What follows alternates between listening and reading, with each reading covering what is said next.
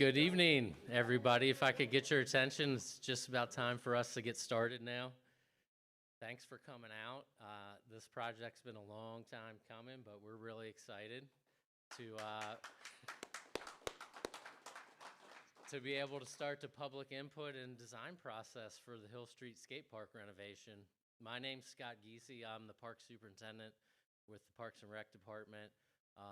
Our division director, Bob Smith, sends his regrets. It's budget season, and he's actually downtown at City Hall right now at our annual capital improvement program budget hearing with the council members. So hopefully we get some more projects funded for next year. But I know how important the skate park and this feature is for the community, and this is a huge opportunity to provide a really meaningful renovation, safer, and much better functioning skate park for everyone who uses it. And in fact, it's your guys' input that's going to have direct impact on the success of this project. So we're really looking forward to hearing what you have to say and gather your input on the new design and features. We've got several people that probably need to be recognized, like Alex and really the entire local skate community who spent hours advocating, fighting for the funding and the need behind this project to get us to this point so far. Yeah. We've got Jonathan, our city project manager, here with us tonight, who's going to help guide us through this process. And most importantly, Grindline Skate Parks. Their company was awarded the full improvement program budget hearing with the council members, so hopefully we get some more projects funded for next year. Anyway, but I know how important the skate park and this feature is for the community, and this is a huge opportunity to... That's you. Did I sound okay?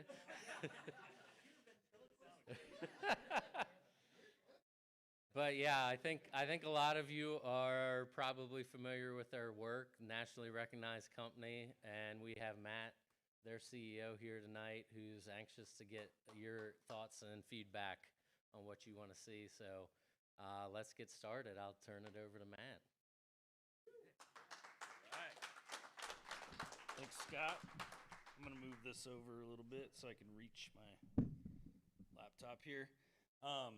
Yeah, so I'm Matt Fligge, CEO at Grindline Skate Parks. Been with Grindline for about 23 years now, so almost since the beginning. A few hundred parks under my belt so far, and we're really stoked that this is going to be our next one. So here we go. Just to kind of lay out the presentation, I'm just going to talk a little bit about who we are. Grindline's design philosophy that we use for all projects that we approach. Talk about the process of design and construction. I mean, I know probably everybody here understands that, like, we're not having this meeting tonight and boom, tomorrow there's a brand new skate park out there. There's a whole process that we have to follow. So I think this helps everybody understand all the steps we need to go through before we get to that point. Right now we're targeting as soon as weather allows in spring of 27 construction. But anyways, and then we're going to show some example projects to hopefully get the creative juices flowing. And then after that, I'm going to go around the room and I want to ask everybody, if you could have one feature in this skate park, what would it be? And I'm also going to ask, like, what can we do in our design to represent Frederick? Like, how can we show some local identity or just represent this community? So let's do this. Okay, we're Grindline Skate Parks. We're a design build firm specializing in cast in place concrete skateboard parks. The only material, the only process we've ever done. It's because we believe in it so much. Over the years, well, I haven't done this for a while where I can't see what you guys are looking at, but anyways, yeah. Well, I can see my screen, but over the years, I feel like we've designed and built just about anything you can think of out of concrete, whether it's giant flow bowls shaped of the state of Texas, incorporating materials we find during the build. You can see there that big rock there from Mammoth, California, where we found a bunch of boulders when we were excavating and incorporated those into the design. Incorporating LED lighting as accents. That's Rhodes Skate Park in Boise with the kind of lavender lighting. Next to that, you got the Apple Bowl in Wenatchee, Washington. So Wenatchee is the apple capital of the world. Actually a very functional shape as well. And then the bottom row on the left, that's Yakima, Washington. You know, we use like to do different textures. That's brick stamp banks there, and incorporating some landscape into the design as well. Skatable art projects. Next to that one is Bacon and Eggs. In Wilkeson, Washington, we worked with a pop artist, and it was kind of his vision that we would create this skatable frying pan with bacon and eggs in it. So there you have it. Next to that, Jamestown, New York. It's Powerhouse Park. Jamestown, New York is the birthplace of the crescent wrench. So we did this skatable crescent wrench extension. And next to that is Paynes Park in Philadelphia. That's, you know, skatable spaces is kind of what that represents. And that park's unique where it's very skate-centric in the center. And as you go kind of out beyond the outer rings and layers of the park, it becomes like this multi-use space to more of like a passive, like people can go chill and eat their lunch and watch people skate and stuff like that. So our design philosophy, three-prong philosophy, the one being organic flow. That's basically, you know, you guys and everybody who did the online survey is going to give us this like laundry list of features that we need to include in the park, and kind of how we digest that information and how we situate all those different features throughout the park, spatial relationships, making sure there's room to set up, room to land, like proper radiuses and pockets and transitions and stuff like that. Basically taking all that and designing it into one organic design that works as it should. Ladder progression. So at Grindline, we don't necessarily believe in like segregated areas. Like this is the beginner area, this is intermediate. We try to kind of design and create features that are fun for all ages and skill levels. So beginners can actually use them to learn on. Intermediate users can sharpen their skills on them, and more advanced users are still having fun on this stuff for, you know, years and decades to come. And then integration and context. So that's basically when we design a park, we want it to look like either it always was there or it was always meant to be there. We just plop this concrete monolith, you know, in this space.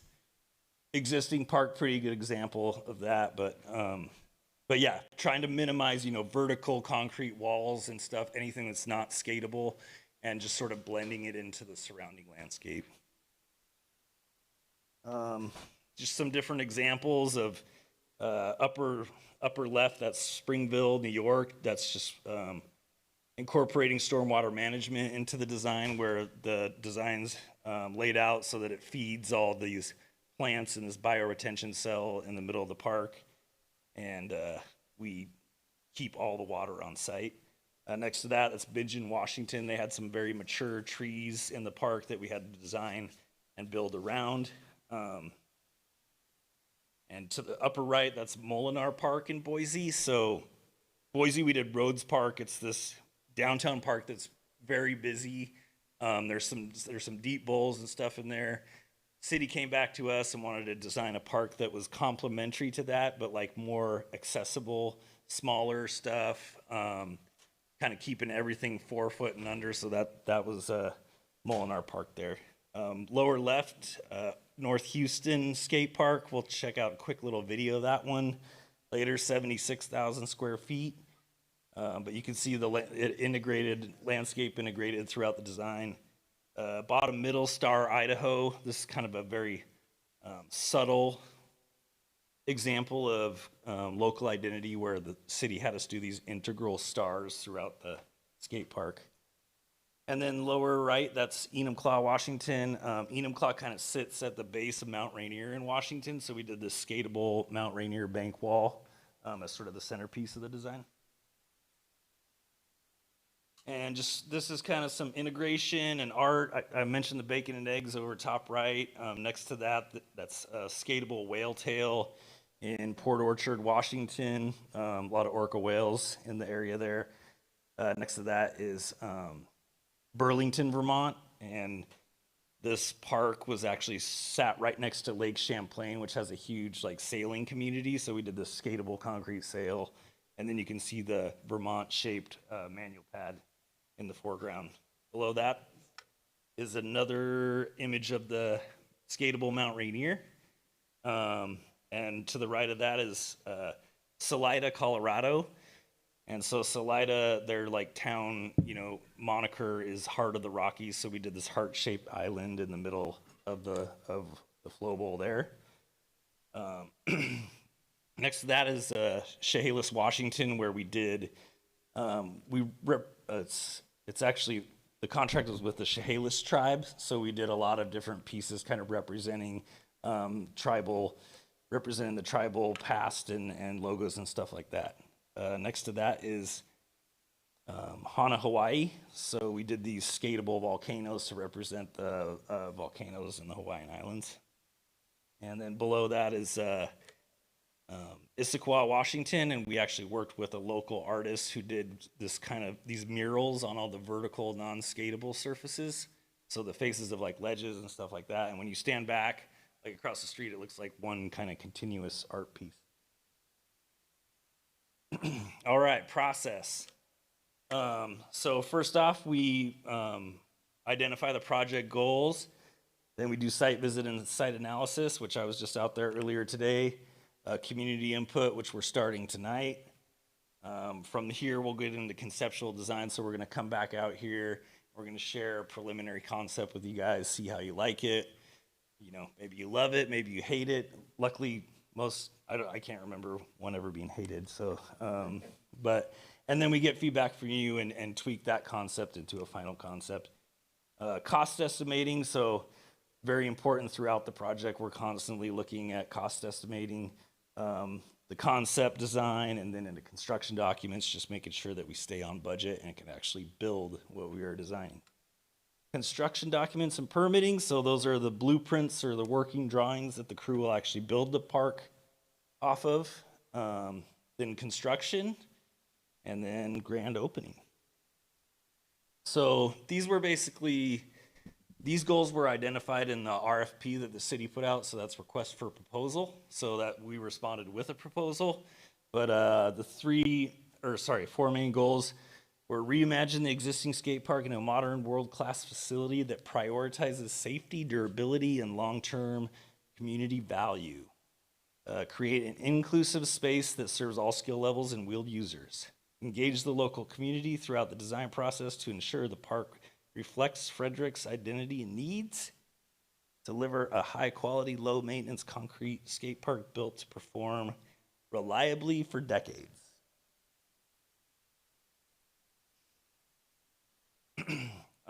So site analysis. This is not your site. This is an example of a site analysis. Can't do them quite that quick, guys. Come on, takes a minute, but. Site analysis, we're just checking out existing conditions. We're looking at opportunities and constraints. So like the physical characteristics of that particular site, like what can we use in an advantage and how do we control something that could potentially be a negative. And then, reviewing current usage, pretty easy for this particular site. It's a skate park. And then with adjacent facilities, so like parking, other park uses, talking to city staff about the master plan for the park and the other changes that are going to take place over the years. And then programming spaces to assist in design development. There it is. In all its glory.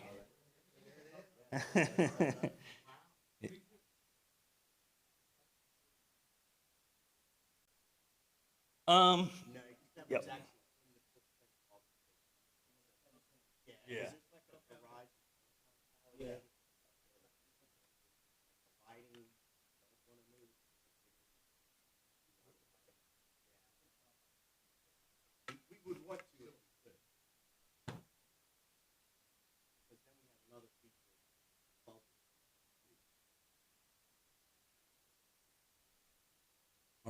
and just, you know, some things we discussed on site, you know, some really positive things other than, you know, you guys need a brand new skate park, but, like no fencing, get rid of all the fencing. And we, you know, as I mentioned earlier, we try to minimize, to have like minimal or no retaining walls around the perimeter.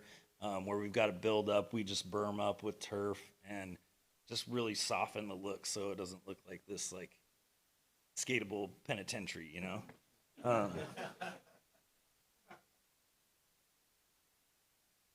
It was built at a time where that was kind of the standard. So I will, that, yeah, in the city's defense, that was just kind of the, yeah, that was kind of the way it was back then, but a lot's changed since, so. That's true.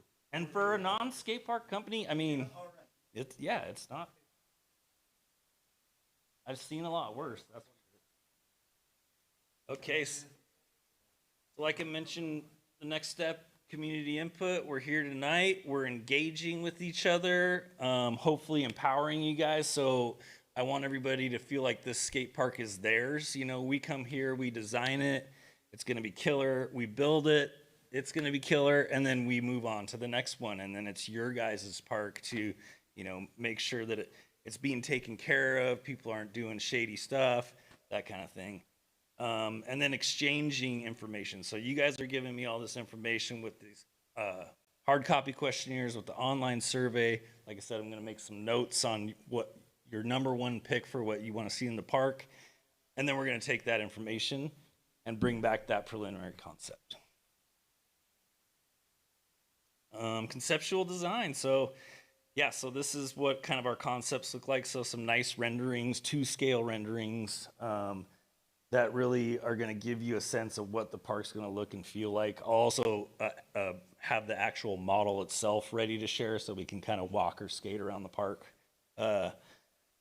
when I come back. And this is the time we're going to get feedback from you guys so we can hopefully nail a final concept that everybody's stoked on. And also, you know, final concept, in this case, the project's funded, so fundraising is not a thing, but really, you know, advocacy and awareness are important in every skate park project. There's a lot of people that are like, well, they have a skate park. Like, why are we doing this, right? So this is to kind of show them that like a world-class modern day skate park looks a lot different than what you guys create. All right, so this is some of the survey information. I'll cruise through this. 128 responses as of this afternoon, which is really good. I mean, that's really high. So yeah, the biggest age group, 25 to 34, and you know, 35 to 44, and the 45 plusers representing pretty good too. Yeah, so some solid stats.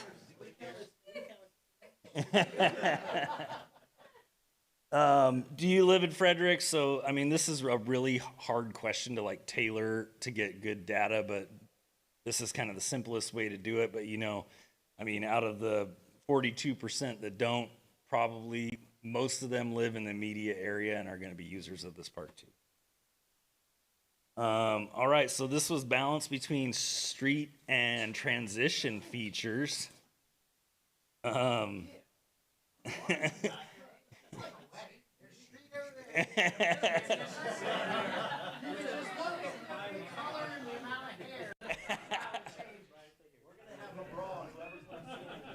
Yeah, let's not turn this into a fresh versus hash. I'm just. But anyways, I mean, so 80 Street, 20% transition was the highest, with a 60-40 coming in a second. So, you know, probably somewhere in that mix. And like I was talking to you guys, you know, you can still get you can still get a bowl in that, you know, 20 to 30% or whatever.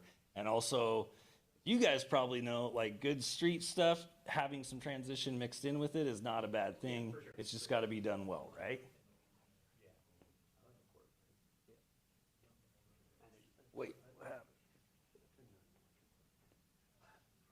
Okay, so this was ranking kind of street features. This is very typical of what we see when we go through this process. flat bar, manual pad, ledge. And that's, I always say like, okay, those three features are not like super exciting to look at in a rendering or whatever, but those three features will get skated more than anything else in the park. But I think manual pad came in pretty high too. That's a good one. Hubba ledge. Yeah, you guys got some hubbas there. They're pretty gnarly. Same with that handrail. Yeah, it's just missed the mark there. Okay, transitional features. Full pipe really came in pretty high. I'm not sure that the. I think that's a 0 for the full pipe. Oh, I'm sorry. Yeah. Okay. I don't think people want it. Sorry, I got some glare going on here. Oh, yeah, my bad. Yeah. Pump track was also a no, which there's a planned pump track for next to the basketball court. But yeah, mini ramp being a big one, flow bowl, steel coping, quarter pipe, and so a lot of those can kind of be incorporated into like one flow bowl or whatever, or sprinkled throughout. We'll see what happens. Yeah. Yeah. So I mentioned cost estimates. Probably the most boring slide in the slideshow, but like also quite possibly the most important. It's design build process is very tricky. Like we have a set budget right now, and whatever we're promising, we need to be able to deliver. So it's super crucial that every step of the way we're checking our costs and making sure that whatever we're saying we can deliver, we can deliver. Hey, can I ask a question? Yeah. Any ballpark idea on demo? Demo. Demoing the park. 800 grand, 500 grand? I mean, I'm sitting here saying it's gonna cost. Just curious how much of that budget is gonna go into the park? I think sometimes we sub out demos, sometimes we do it in house, and when we budget for it, we use about $5 a square foot for 17,000 square feet. So yeah, it's a significant chunk, but we're not using like a third or half or even close to that of the budget. Just, I didn't, Yeah. I had no clue. When you said you were gonna come back in a little, couple months or whatever, so are you guys doing like a 35%, 65%, 95% IFC type deal? Yeah, so I mean, basically, if you think of it, we think of it like our final concept is our 30%, and then we'll do, I think we've got 50 and 90 and 100% construction document submittals. And so really, it's like it starts off with mostly like just kind of the basic plan views and grows from there, adding sections and dimension plan and all that sort of thing. But yeah, these are, construction documents. I thought that's supposed to be a little flash deal there. It popped up earlier. Oh, Yeah. so I've been talking for too long, and then we got through the whole thing. But construction documents, the blueprints, the working drawings, this is what the crew's looking at on site as they're building. Any permits that are gonna go along with this demo and construction. And bidding assistance doesn't need to be on there for this one, because this is design build. All right, then the easy part, construction. Kind of crazy that like this process, like design, takes the longest out of everything, right? So the build, probably looking at the better part of the construction season for 2027, but it'll all be worth it, I promise. Unfortunately, construction season and skateboarding season are on the same season. So, but as these photos, you can kind of see the process. So top left, you got your mass excavation. To the right of that, you got underground drainage install. Next to that, you got some formworks, coping, a little bit of rebar, and then shotcrete and concrete placing and finishing. Then the lower right-hand one is kind of punch list items, painting the steel, maybe adding some staining, just the finishing touches before we hand it over. This is hopefully, there it is. Just a brief video kind of just showing the process. So this is Anacortes in Washington, and this was a demo of an old concrete park and a replacement.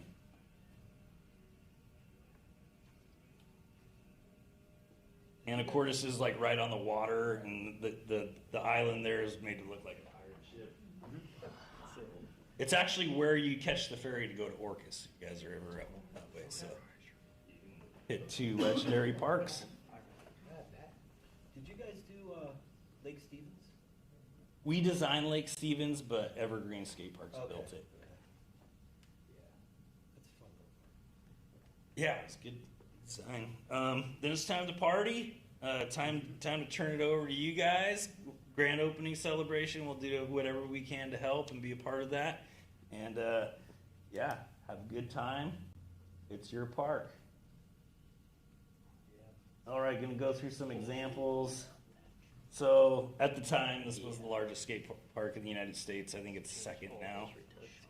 Not to tease you guys, but I do feel like it, since there's quite a bit of different terrain in there, it's nice to. Skip it. We'll just take one of those. You can just replicate that. What is that, $5 million park? I think at the time, we were actually subcontractors on this one because it was so big, but I think our contract was around 4. It's in Houston? What's the biggest park now? I think the Is it biggest, Huntsville? It's Iowa, I think. yeah. Yeah, it's like the Well, there's Boise Park, right? there's that Iowa park, and then I think there's one in like That's what it is, Des Moines. Yeah. That's what it is. Des Moines is big. Now there's a big one in Utah. That Wheels Hard to Park, keep up. too. Yeah. Well, I think Arvada was the biggest until Springfield. I think Arvada's only like 30 something, Okay. It's right at Street too, Street Extension. but that's big. That's what I said. Dreamland did Haley. Yeah, that was kind of there for like But for me, it's just a thing. our companies kind of started as one sort of, and then So it's just, That's fun. kind of split into 2, and that was their first park to do on their own. Yeah, Haley Bowl's in ours. All right, I'll stop it, but hopefully you got some ideas going on different terrain. ooh, like that road trip. That park has everything. I don't want grass inside. Yeah, it was pretty. That's insane. It was a pretty fun, pretty fun task to just be given a canvas that size, The blackout for How many months did that take? I think we did our part in, I think it was like 11 months, but we had like a crew, typically our crew at peak will be around 8 guys. We had like over 20 guys working on that once. West Park Skate Park in Ventura, another demo and redo. Nice mix of transition and street, actually the kind of Ventura locals like pride themselves on their style of, actually they call it street vert, which is like kind of like transition stuff you would find in a natural environment. And this like Mike Anderson was really involved on this project, and really fun process. This is Highland Skate Plaza in Bellevue. So this is just an example of, this park. Bellevue's actually got a kind of a skate park system. So they've got one that's just a bowl, and they got kind of a smaller park, satellite park, and then this is the street plaza. So there's almost no transition in this park. It's all street, flat slabs, ledges, banks, stuff like that, and really spread out, lots of room in between features. But oldie but a goodie for sure. This is Black Diamond, Washington. We just finished this one last year. Nice mix of everything. I'm actually gonna come around here. No, you won't hear me on TV, but it's kind of like, we actually did this like progressive style pump track here. So it kind of has the same effect if you want to use it like a pump track, but it's also got like way more options than just like that, single lane that moves around and whatnot. Yeah, that's a good habit. Yeah. This is Condon Skate Park in Grass Valley. This was another demo of an old park and replacement. Like the bowl in the middle there, like depth wise, what was that? Do you remember? 6, 8? I think the deep end's like 7 Okay. or 8.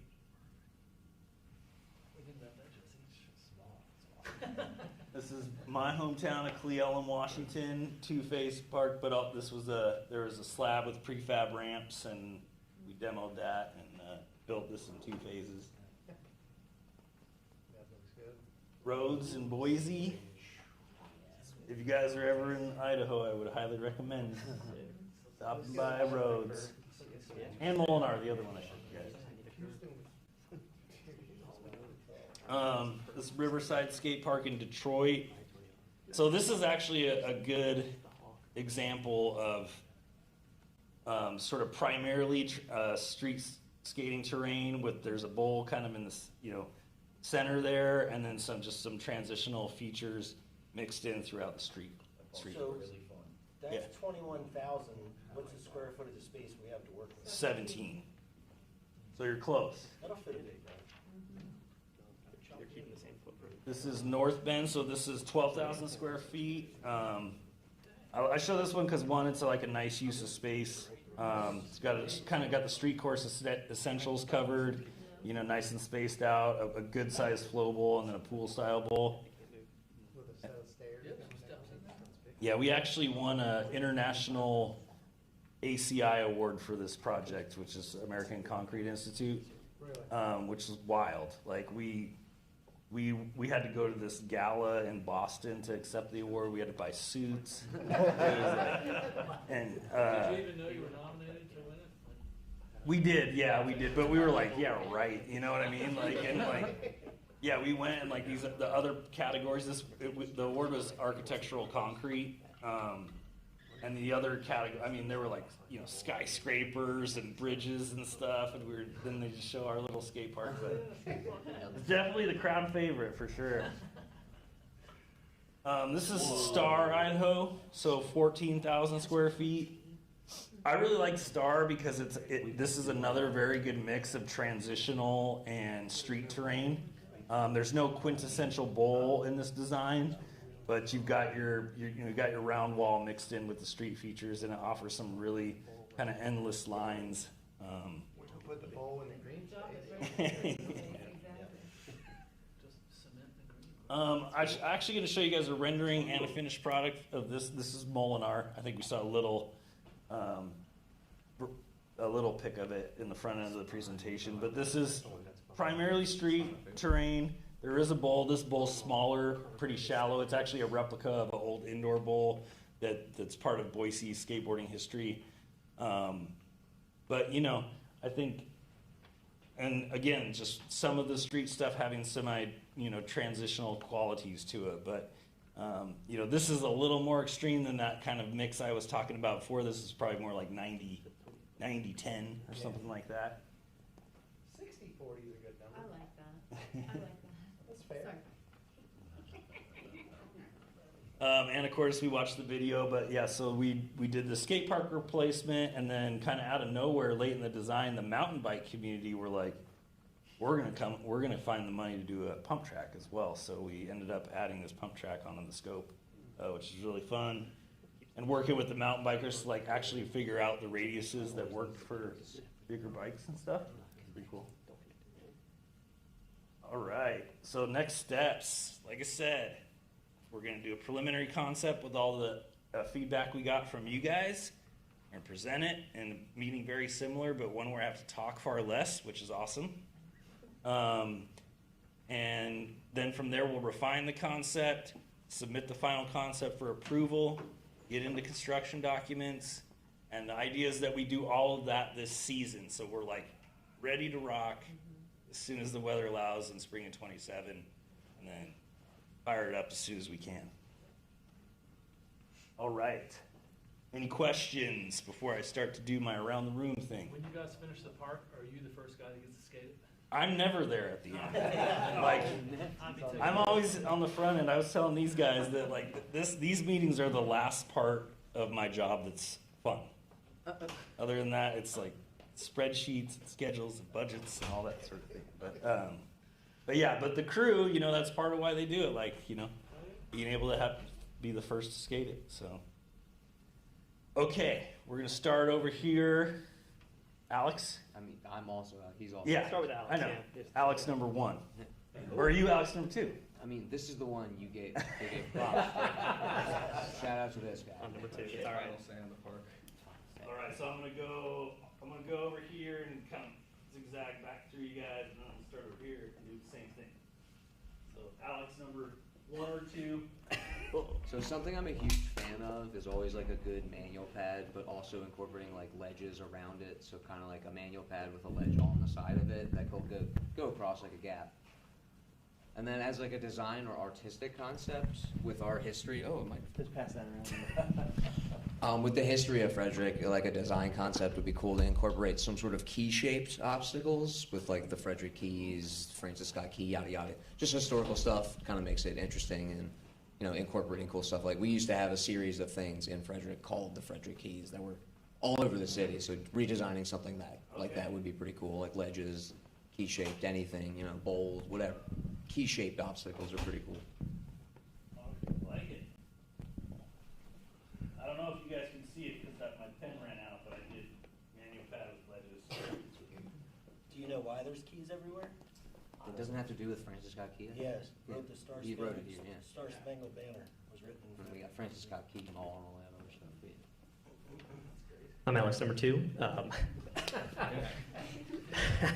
So one thing that I know we included on the RFP was granite possible features for the park. So my question would be like a feature ledge that is a 4-sided ledge that could be skated, you know, as a ledge and manual pad, like a 12-inch ledge. I know High Point that was just put in by New Line has something similar, and it's kind of like a perfect spot that I think it gets overlooked. Sometimes it's like a very simple, like a rectangle. Something like that, you know, Like wide enough to be a manual pad. wide, like 6 feet wide or something, 12 feet long, something that just, kids are gonna be on that all day. Yeah. There's a ton of street skaters in Frederick. I think that would be, you know, a main event kind of spot. So that's kind of what I'm looking at, you know, as far as my suggestion. And then for like a Frederick, something like an ode to Frederick, there are these quarter pipes in Baker Park. It's a street spot. It's a very narrow quarter pipe. Something kind of like that. They're these very narrow, but they're kind of at the entryway of. I can send you a photo later. I think that would be kind of cool to have because you can skate it like, you know, micro transition. By the basho? Went up to the Yeah, bench? the entrance, Yeah, exactly. Yeah. Okay. Yeah. Send I got you. I'll send it to you. Oh no, I have the microphone. Oh, this sounds weird. What you actually sound like. Wait till Lance plays you back. Oh god. So I wanted, even though I'm not really gonna skate, of course, but a 3-block would be nice. Cause it would double as seating, but it could also double as like ledges. People can skate, seating. We can have banks on the side to double as like a Euro gap or something. Banking off what Alex number 2 said, with like the granite ledges, like some nice like plaza style flow would be nice. So people can get creative with the lines and everything. Maybe some curved ledges, because I mean we have a few at Hill Street, but they're in like a really particular spot where you can't really skate in like curved ledges too often. So curved ledges would be cool, curbs, low ledges, stuff like that would be nice. And I guess to make it represent Frederick, we have a friend named Benji Ross. He's like one of our good friends. He's a talented artist, so I don't know if he'd be willing to do the art or something, but that'd be cool though. Yeah, Benji Wolves.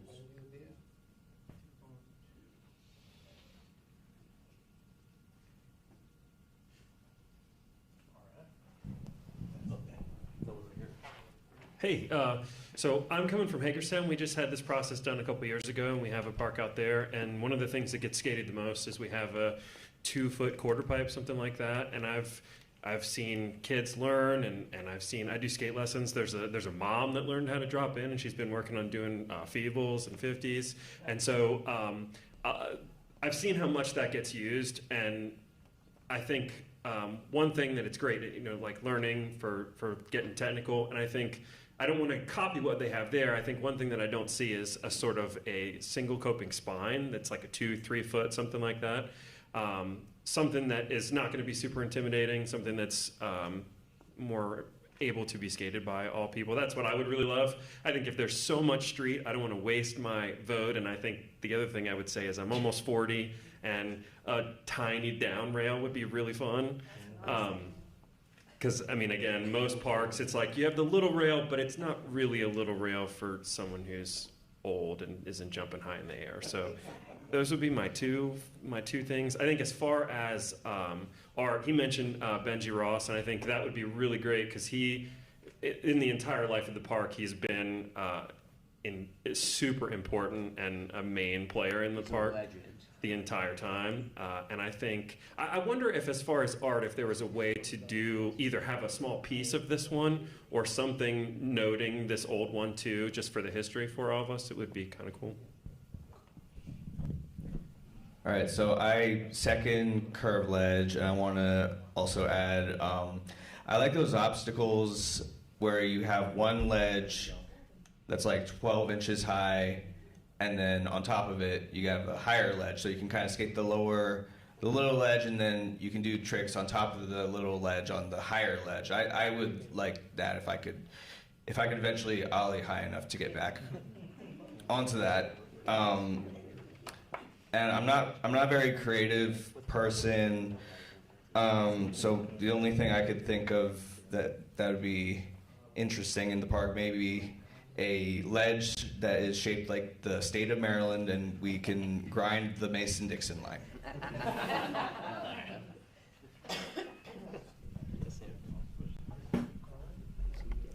Hey, my name's Evan. I should probably be sitting on the other side. So I want to speak up for some lines and some corners, and being able to push once and kind of surf the whole park would be really cool. I think what you guys did in Reading is tremendous. So that level of quality and versatility would be killer. Yeah.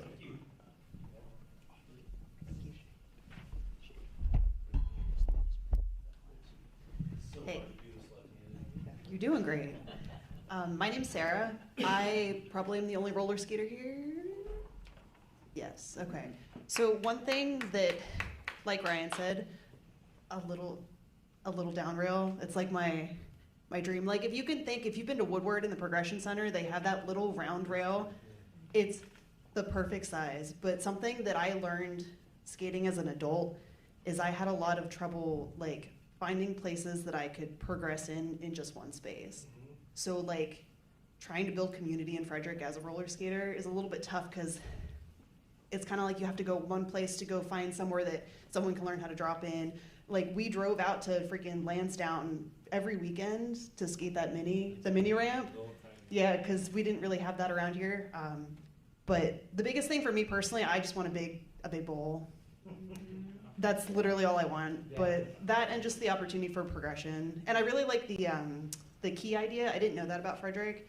I live in Brunswick, so our big thing is trains. So I'm not super familiar about Frederick, but I do know that like if you go through downtown Frederick, I feel like that's like Frederick for me every time I come here, and it's so beautiful. And there's like so many different things you can get inspiration from. Like there's so much art everywhere. Like I feel like everyone here is really big on community and art, and like every time we go to an event in Frederick, it's always like, I don't know how to describe it, but that's what. Hi everybody, my name's Dwayne. At this point, everyone's already said what I would have already said. I kind of agree with everything that Ryan said, and she reinstated that too. So just lower impact, like kind of like in between type of stuff. Nothing too big, personally.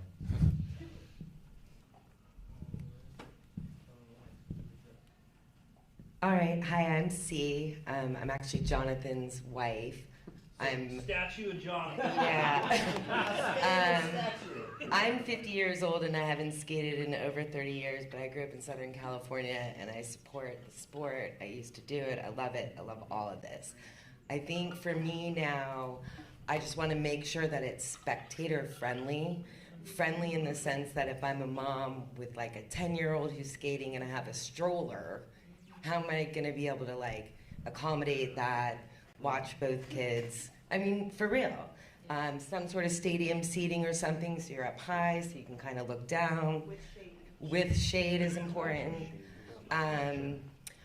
We also are a really large deaf community, and I don't know if there's some way to have some sort of signs or something that they can read about the park, or I don't know. I don't know how. It's just we're a large deaf community, so I don't know how we can incorporate skaters that can't hear. And I think I like the keys as an idea. I know that clustered spires is a big thing in downtown Frederick. If you look it up, we basically have 4 buildings that have these spires, and yeah, I don't know, maybe we can incorporate that. So, that's what I have to say. I remember the spires thing when we were researching, before we did our proposal. So, my name's Gabe, and I kind of, I grew up at this park, more or less, and I learned most of the stuff skating there. And I'd just, want an ode to the park we have now, if I had to pick something. And if that's, something to skate or just, a piece, just something to represent what we have now. My name is Thomas. The thing that I would like to see is a bowl. Reading, Pennsylvania that y'all just did, that bowl is pretty much perfect, except for, if there's tile there, that'd be even better. You can incorporate Fedstone. You got Fedstone right up there in Thurmont, Maryland. So that's put some double diamond row on there. But like a 5.5 by 9 or 10 in the deep, that'd be awesome. You know what I mean? To have a bowl. We don't have a lot of nice bowls in Maryland. I end up going up and down the East Coast trying to skate bowls because there's not a lot of nice round walls around here. Usually I go to Arlington, and that's about an hour and a half from my house. With no traffic. With no traffic. So it'd be great to be able to stay on this side of the bridge, you know what I mean, and skate a bowl, a decent sized bowl. So it doesn't have to be gigantic like Arlington, Team Paint. I think it is shallow, it's 7 foot. But if it was like 5 or 5.5 by 9 or 10, great, you know what I mean? But that's it. Thanks. Hi, I'm Abby. I'm skate mom. I'm the one that's got the little bananas 11-year-old vert skating ripper. So I'm of course going, a really great big deep bowl would be amazing. But obviously a bowl, I'd love to see something, I think all the big bowl skaters, our destination is always Arlington. There's nothing on that caliber that exists between there and here. Really, it's like the biggest, deepest, nicest competition style bowl. We skate a lot of, we do the Grind for Life series and stuff like that, and we do bowl comps in Grind for Life, and so there's no place to train, really, for him. So, I would obviously love to see a decent-sized bowl. Arlington's a little aggressive in the deep end, I'm not gonna lie. But, something competition-worthy, where we could even be a destination for competitions, both for street and for bowl, things like that would be amazing. Because really in the DC metro area, it doesn't exist. There's nothing that really has a good setup where someone could make it a destination for a competition. So that would be my first request. And I know also as a mom of a young kid who I've taken to skate parks, and he's been practically roadkill in just about a lot of different places. I don't know if there's a progression area that exists for kids or who are newer to skating, where they're more out of the way of some of the more aggressive skating that happens. It makes it feel more like a safer progression area for people to learn within a park that still offers, advanced skating features. I also think there's not a lot of good transition skating. If you're a kid that's looking at the Olympics, right? My kid would love to skate transition in the Olympics. There's no place to go. There's no place where you have a transition park where you can actually skate it like you would train in that environment. So a good flow bowl. Correct. Park. Exactly. Bowl, yeah. Exactly. And Federated Stone, I'd love to see some local vendors included in that project. And when we talk about art, how many years ago was that, Brent, where the Frederick Arts Council came to us and said, we have this huge grant for art, and we were thinking of applying it to the skate park. And we were like, no, that needs to be torn down. Please don't do an art installation there. So I don't know if there's an opportunity to reach out to somebody like the Frederick Arts Council who had grant money there available for public art installation that could go hand in hand with this project so that perhaps some of the funding can go, more of our funding could go to the park itself and we could get the art aspect from maybe the Arts Council. That's it. Thanks. Hi, my name is Brent. I love a lot of the things that are up there. I grew up more of a street skater, and I think for me, I would love a manual pad with ledges like that. But I think if there was one thing on there that I don't see is like maybe I like the 2-foot quarter pipe, but maybe a 4-foot quarter pipe. Just something that, you know, you learn it on a smaller quarter pipe, go to a bigger one, and then you're able to then hit the bowls and do the transitional stuff and the bigger stuff. And, you know, I'm super excited for, you know, a bowl as well. We all need a place to go. Yeah, I like it all. Key, it was what I was thinking about as like an art installation piece, whether it be like a ledge or maybe even like a, I don't know, a key-shaped bowl or something like that. Some utilization of the key. Yeah, and also I like a flow ball, like just something that you can get into, not super big, flow around, in and out of. But I think that's kind of what I thought.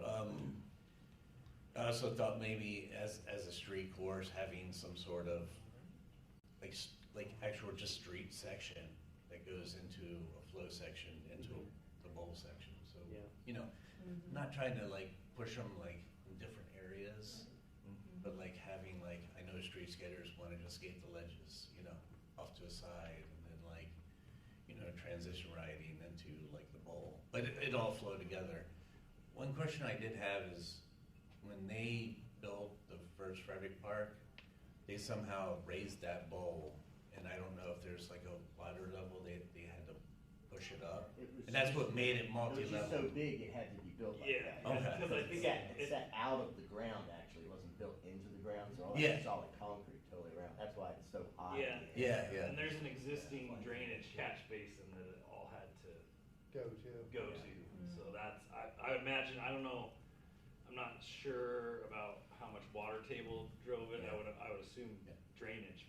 But that's what I was thinking about with the design, is that if we build the bowl, is it gonna come up again? And is that gonna create a multi-level part of it? And maybe this is not the time for it, but yeah, just thinking. But no, I mean, I've been thinking about that too. But yeah, I mean, I think, you know, a lot of the parks we do, well, so whether it's street terrain, whether it's bowl, like whatever, like skate parks have to be multi-level, right? So there is some building up involved. Okay. In your guys' park's case, for some reason, the street course went down below grade instead of like basically the lowest grade being at sort of existing.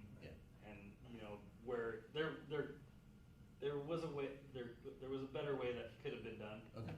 And I think that's something that like, yeah, if we're doing a bowl that has a deep end, there's gonna have to be like a balance of below and above grade, but there's better and softer and like more, you know, natural organic ways to do that. Okay. Than just a concrete wall. It's just a question that I had. I just wanted to kind of mention that, but. Thank you. I think it's already up there. Flow is a big thing in parks, because there's nothing like cruising around and then just hitting a dead end. You hit the grass and there's nothing to keep you in the park. And I think like being able to flow and not put your foot down, like ride, like skate, not worry about obstacles much. But this list is great. I think you said it, you called it like a park bowl, maybe where it's not just a kidney, maybe there's a little more. I heard no kidneys before. Oh. Yeah, there's so many Brownfield's got one, Clarksburg just put one they're all in. kind of It's like standard. every bowl's the incorporated. same bowl. Heck, well, And Hagerstown has a little Rockville is program. like Laurel, it's like tradition just never hits a curve. all we have. And then blocked too, like we are near Federal Stone. Whether it comes from there or you guys pour it, block is fun. Like, Yeah. And even if it's just the deep end or part of it. You guys use Tender? It depends. When we're out this way, we usually use Federal Stone. Can I ask you guys something really fast? What about Only Park Bowl? I haven't heard anyone talk That, about listen, that. 10 or It's 12 so years old. ago, it was It was awesome. fun. And now it's. But they messed that up when they built it. They They had built to add it on wrong, to it. yeah. Yeah. They had to extend it. They built But it and they it made was it good. deeper. It was good. It's fine by us. We get asked that all. That's a 6-8-10. It's like, yeah. All right, Mike. And also, one more thing. Arlington, please, that's an intimidating defense. Scratch that from the record. All I got is a grind and I'm out, I'm done. Like, I got nothing else for it. I'm getting too old for that. So I'm Paul, I'm old, fat, and broken. I like to set my skateboard down and just ride on it. So I like things that are very deep, fast, that flow, because my biggest trick is probably going to be a 4-inch scratch at the coping.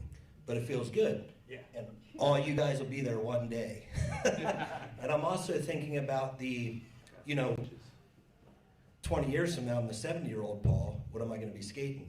Hopefully, a nice, smooth bowl. Also thinking about the culture of skateboarding in Frederick. Somehow paying ode. This park was dedicated to Ernesto Torres, who we lost back in the early pit crew days, but also some sort of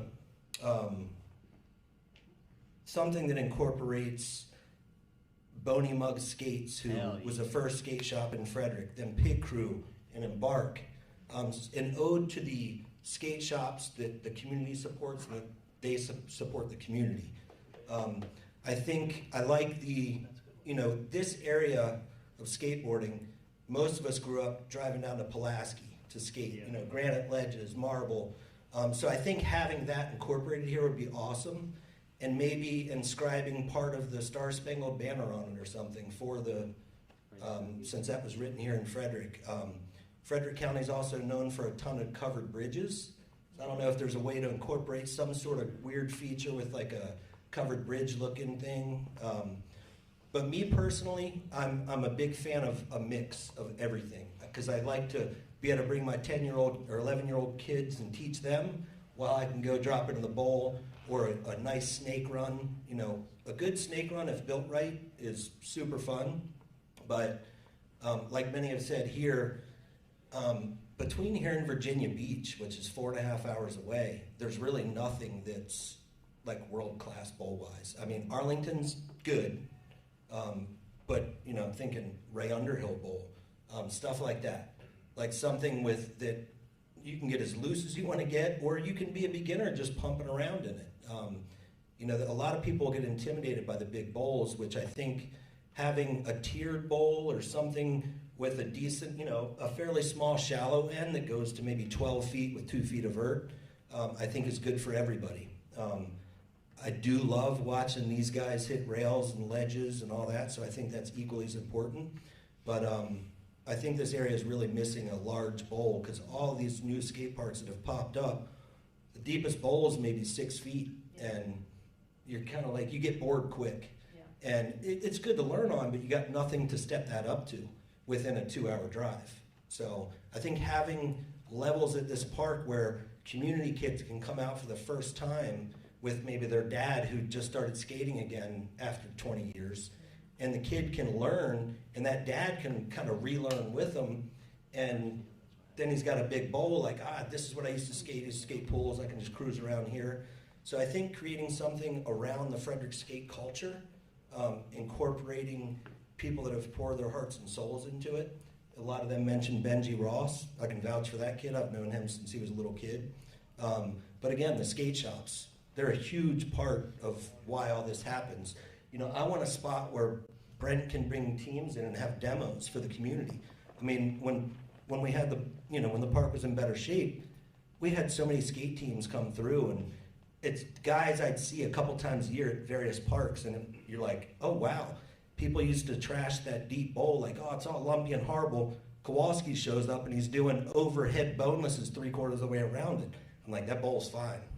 We just can't skate it. But, you know, having stuff like that that's world class to where teams want to come skate it. They're psyched to come skate it and put on a demo for the community. Those community demos were awesome, the big cookouts and everything. Oh, and my feature, I think, I was telling you before this started, Fair Play Colorado has, how tall is that bank? Like 15 feet? That's in the bowl? 13? Bank wall? Yeah. It's probably like 12. Okay. So it's 12, a steep 12-foot bank that's probably 12 feet wide with rounded bowl hips into it. That's maybe what, 7, 8 feet? So you could early grab, learn airs into the bank, and then take it to the transition. So for like old dudes like me, I don't get in the air much when I do. I'm usually early grabbing. But it'd be nice to have something like that to like, okay, I can get comfortable here and then maybe I won't have to early grab anymore. So that's my 2 cents. All right. Hi, I'm Brian. I've always liked, I used to go to Lansdowne a lot when I was a lot younger, and I've always liked snake runs and flow and being able to go here and there and just cruise around the whole time and not stop. And like have a small snake run into a big snake run, and there's hidden gaps in there where the guys that can go real big will be flying over your head in places you don't expect it. Banks, just stuff like that has always been my favorite. Anything that you can just keep going. Parking curbs have always been cool. Thank you. And How just did we took get some curbs in there. No one said Staple of skateboarding as far as I'm concerned. Have some curbs in there. Maybe a tree next to a bank. We used to skate the drain. There was a tree we could ride up and jump out and like do a bonus off the tree back into the Historical Frederick skate park. the drain. And I want to touch on Paul's. What's it called? The drain? The drain. We call it the drain. It was the first by the Frederick High School. Was just a natural drainage ditch. Okay. And Awesome. the generation before us, Malcolm and Rob, who also could use a nod in this park for starting it, as far as I'm concerned. They made everyone see what was cool.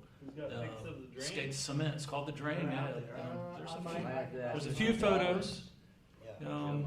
But touching on what Paul said about Ernesto, I think it is be very important to. There's a plaque at the Hill Street Park, and that needs to be transplanted to the new park. And give nod to Boney Mug and all the other shops like Paul was talking about. I think it's very important. To include. As far as art idea, maybe I love the Maryland flag. I think everyone loves it. Maybe do a big inlaid mosaic piece of art with the Maryland flag and maybe have like the Spires logo in front of it or some sort of, I don't know, something incorporating some, I don't know. There's also, who else? Barbara Frischi was from around here. There's another on East Pat. I can't remember her name, but there's a couple of other popular musicians. Oh, and also a flat area for bands to play, because I played music my whole life, and playing at the skate park is fun. I played at the Hill Street Park. I think that's important. There's a lot of skateboard. Yeah, for the ground opening. Yeah, some flat space. Yeah, I think that's all I have to add. Ronnie Lennox, lived in Frederick my whole life. Got my first skateboard in '76 and haven't stopped pushing. Took a hiatus for a few years having kids, but like 4 years ago came back full tilt, and I think I'm 16 again. And my wife is like, "What the fuck has happened? What are you doing?" Excuse my language. But anyway, what we need here, something for everyone, right? We need a park for everybody, just like we said.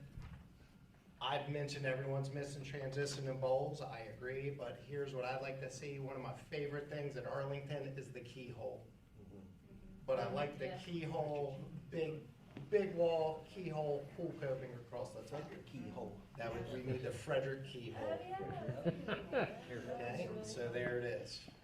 That would be for my, that could be both, right? That could be my art and my obstacle all at the same time. But I definitely still want a bowl. Pool coping. Hi, my name's Tony.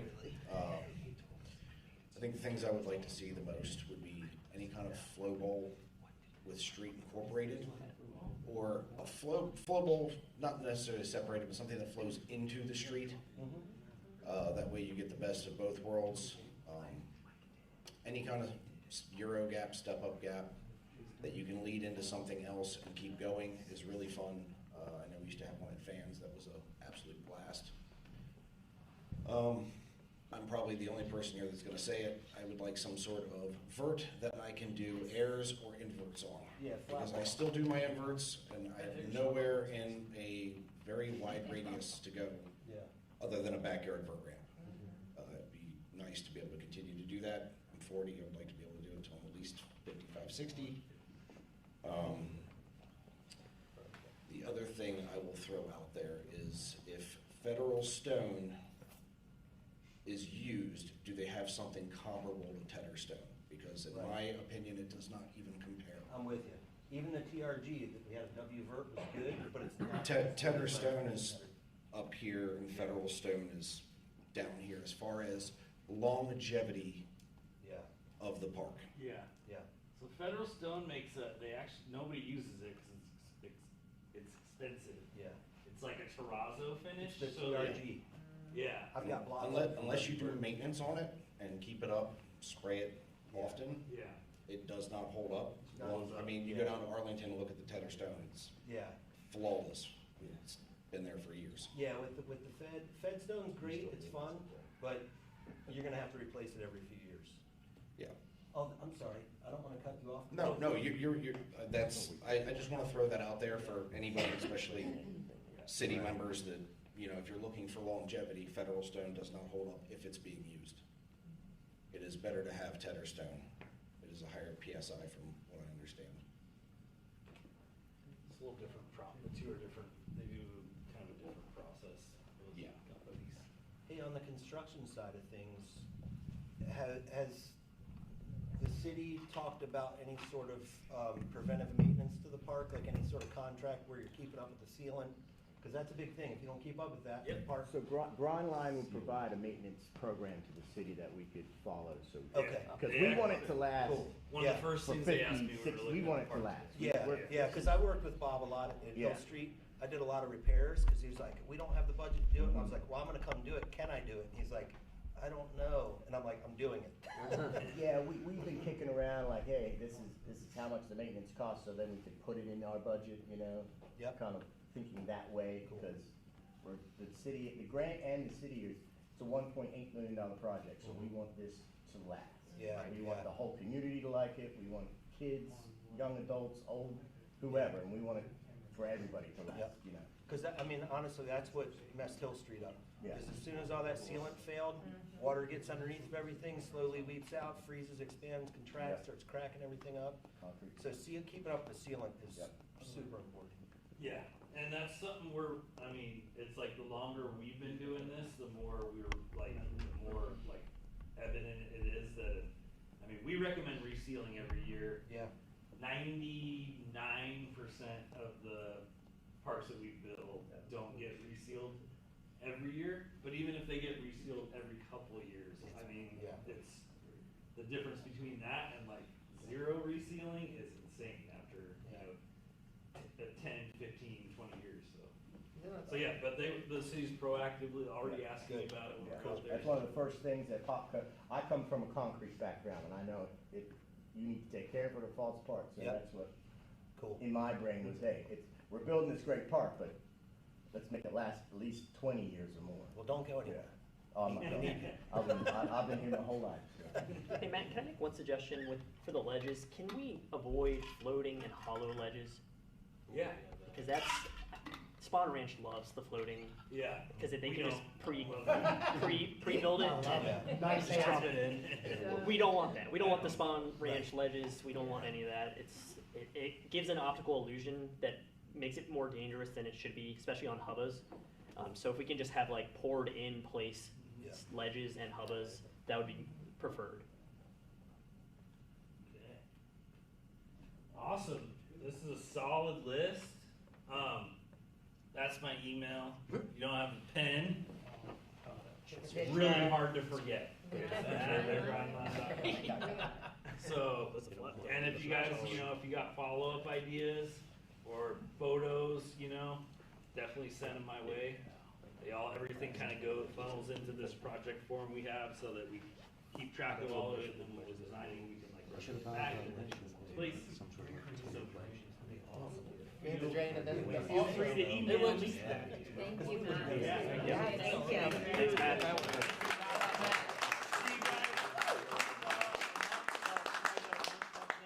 Nice. Sounds great. Thank you. Thank you, guys. Thank you. Yeah, appreciate it. This is great. This is really great. Your meeting, Experience for everybody.